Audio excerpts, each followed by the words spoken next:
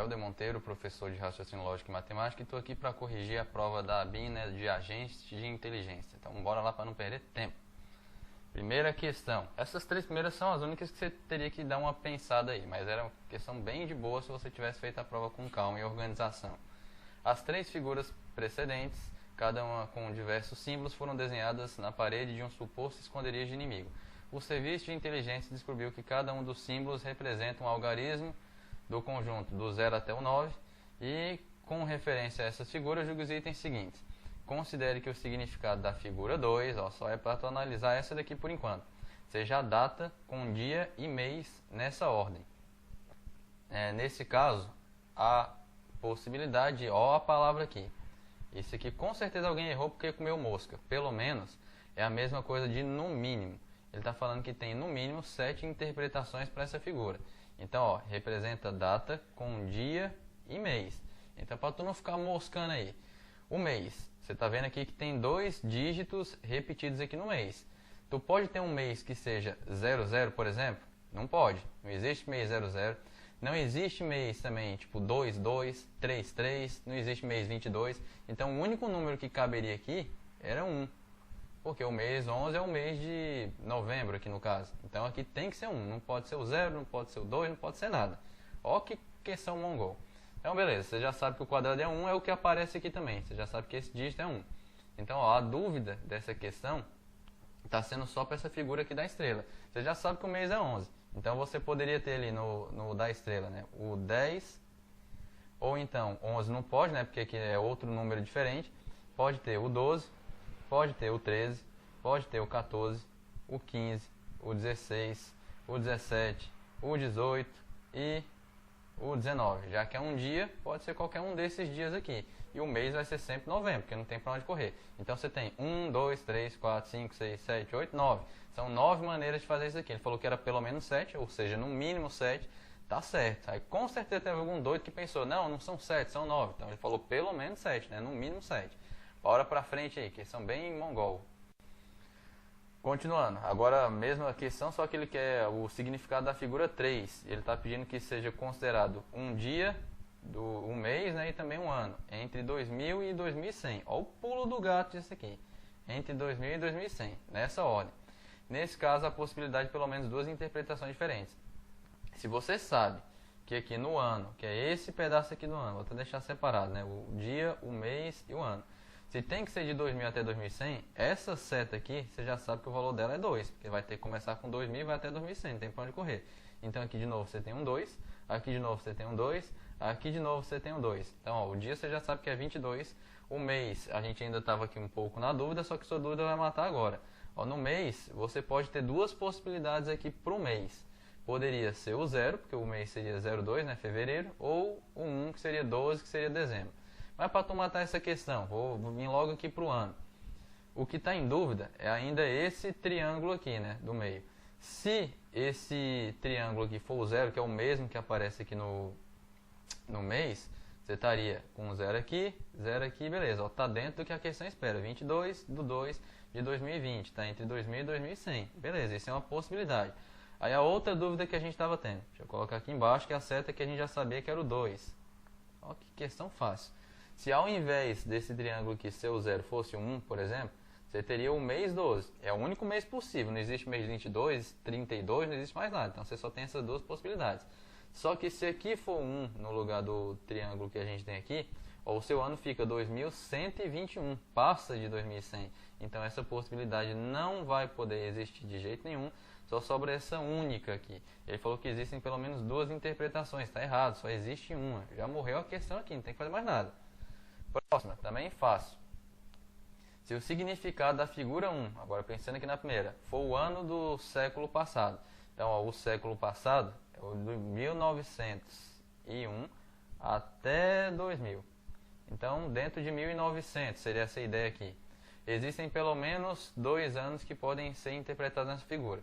Se você já sabe que vai estar de 1900 até um negócio, isso aqui é 1 e 9. Com certeza, porque 1900 é alguma coisa. E se é 1 e 9, você já matou as 2 figuras, que elas se repetem aqui. Então vai ser 1919, não tem o que discutir. Então só existe uma interpretação aqui de ano. Ele falou que existiam pelo menos 2 anos que poderiam ser representados Errado, a 47 já morreu também. Muito mole. Apesar de ser diferente das questões normais, é muito fácil. É só prestar atenção. Aí essa daqui. Essa daqui é uma questão de lógica de argumentação que é muito mais fácil do que as questões que eu passo na sala de aula. Muito mais, muito mais. Ó, você tem as premissas e vai ter que simbolizar. Então a primeira. Se Pedro não é músico, vou chamar aqui de não músico, então André é servidor da ABIN. Vou chamar aqui de A para lembrar de ABIN. Aí a próxima. Se André é um servidor da ABIN, que eu tinha chamado de letra A, então Carlos não é um espião. Vou colocar aqui não é, para lembrar de não espião. E a última ele fala, Carlos é um espião, que é uma frase simples, que não tem conectivo, não tem nada. Aí a partir disso aqui, ele fala que é lógica de argumentação e diz, se a proposição Pedro é músico for a conclusão desse argumento, então vou deixar aqui para o lado, conclusão é que o Pedro é músico. Então as premissas juntamente com a conclusão constituem um argumento válido. Meu Deus, que questão fácil, dá vontade de nem corrigir. Você tem que considerar que as premissas são verdadeiras.